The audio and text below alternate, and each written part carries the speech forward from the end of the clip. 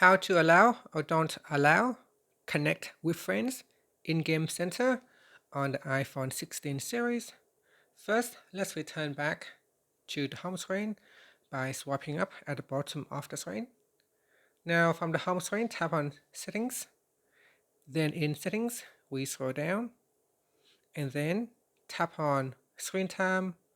After that, we scroll down and tap on Content and Privacy Restrictions. Then in here, tap on App Store, Media, Web, and Games. Now scroll down to the Game Center section and tap on Connect with Friends. From here, you can choose Allow or Don't Allow to set up restrictions.